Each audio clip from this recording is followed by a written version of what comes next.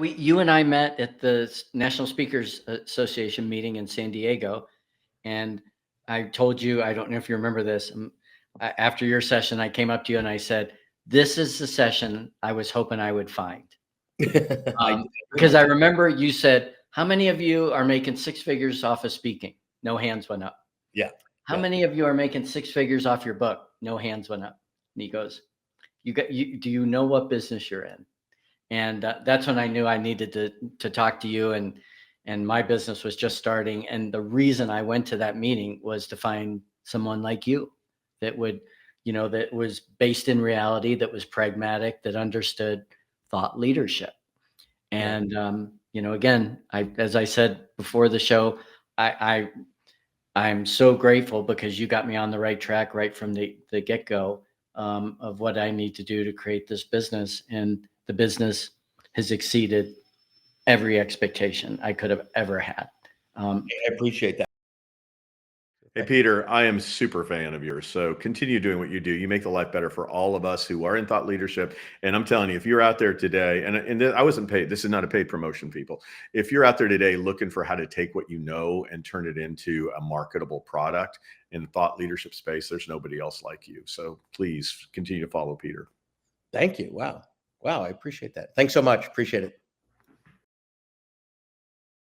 Well, that's right. First, Peter, thanks for the spotlight today. Thanks for having me on. You are an icon in the thought leadership industry, and anybody who's thinking of writing a book or building their brand or productizing their IP should be working with you. So I appreciate the chance to come on this show with you today. That's exactly right. I appreciate you and the work that you do to encourage thought leaders to make a difference. The whole idea of thought leadership leverage is all about saying leverage is impact. And you can have more impact. And so, yes, you can also build a business model around it that can be sustainable so that you can have more impact yet again. Because we adopted the mantra, I think I shared this in our earlier call, if there's no margin, there's no mission. And right. So if you're really mission driven as a thought leader, to be able to scale that, to be able to build a business model that works will enable you to reach more people with your mission. Right. And to have a greater impact at scale and have, and feel like your purpose is being better met. And so you're playing a great role in that, because many times us as thought leaders, we're so altruistic. We so much want to make a difference.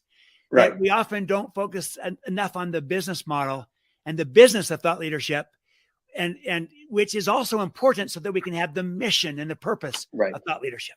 And you help bridge that gap, Peter. So I commend you for that. Oh, thank you so much.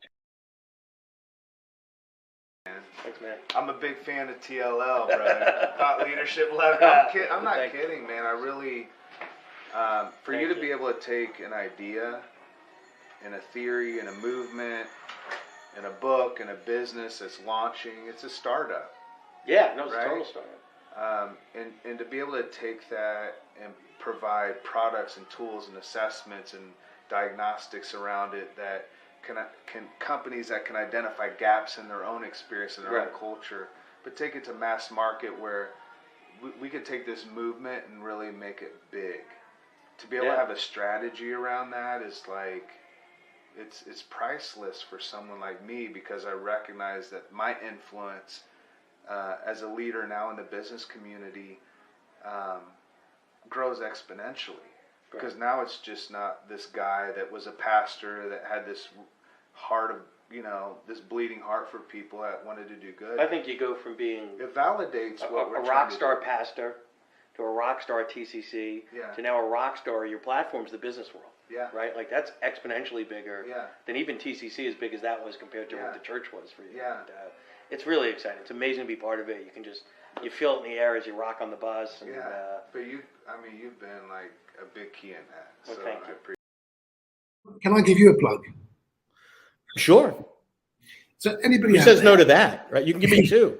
If wherever you are in business, find somebody like Peter who's going to sit there, who's going to challenge you, who's going to ask you difficult questions, going to look at your processes, going to really look under the bonnet and really put your business through the spinner. Because if he hadn't done that at the end of 19, I don't think I would have been able to do a lot of the things that I did. So I appreciate you, and I thank you very much.